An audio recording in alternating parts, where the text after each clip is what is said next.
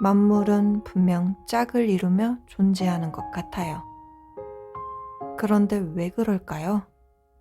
우리 함께 생각해 봐요. 서쪽이라는 방향이 있어요. 이것의 짝은 무엇일까요? 바로 동쪽이에요. 서쪽과 동쪽은 서로 반대이면서 서로를 필요로 하는 짝이에요. 그런데 만약 서쪽만 있고 동쪽이 아예 없다면 서쪽이라는 개념 자체도 사라지고 말 거예요. 왜냐하면 서쪽은 동쪽을 전제하기 때문이에요. 높다와 낮다도 마찬가지예요. 높음은 낮음이 있어야 의미를 가져요. 높은 산은 낮은 땅이 있어야만 높은 거예요. 태양을 한번 떠올려 봐요. 태양은 그 자체로 뜨거운 덩어리예요. 그 열은 주변에 얼음이 있어서 뜨거운 것이 아니에요. 태양은 언제나 끊임없이 열을 뿜어내고 있지요.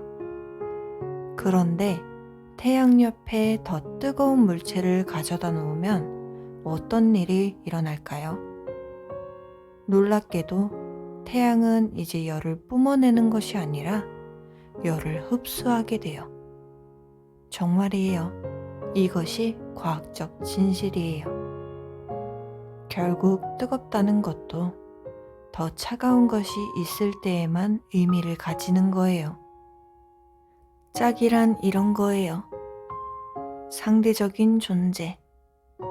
서로가 서로를 통해 의미를 갖는 거예요.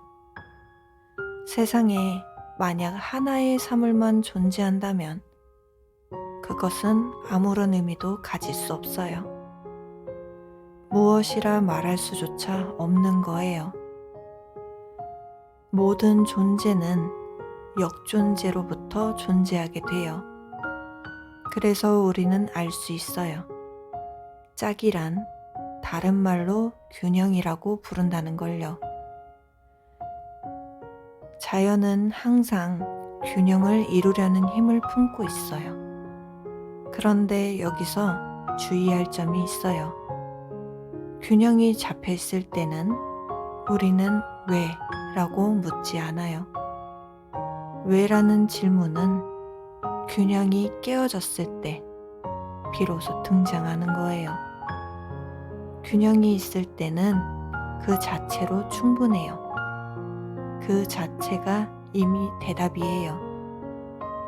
짝이란 묻지 않아야 할 개념이에요. 묻고 따지는 것은 짝이 깨졌을 때만 필요한 거예요. 다른 예도 들어볼게요. 주사위를 던진다고 해요. 주사위에는 6개의 숫자가 있죠. 계속 던지면 모든 숫자가 고르게 나올 거예요. 이때 우리는 왜 균등하게 나오지? 라고 묻지 않아요. 균형이 맞춰져 있기 때문이에요. 오히려 특정 숫자가 유난히 많이 나온다면 그때야 비로소 왜? 라고 묻게 돼요. 균형은 그 자체로 아무런 문제를 만들지 않아요. 짝은 존재해야 할 뿐 대답을 요구하지 않아요. 오늘날 인간 사회에서도 형평성에 대한 논의가 많아요. 형평성, 균형, 평등. 이 모든 것은 짝을 이루려는 자연의 법칙과 이어져 있어요. 평등은 왜를 묻지 않는 것이에요. 당연한 것, 존재하는 것. 우주는 본래 평등한 존재예요. 우주 대자연은 능력만 있으면 무엇이든 허용해요.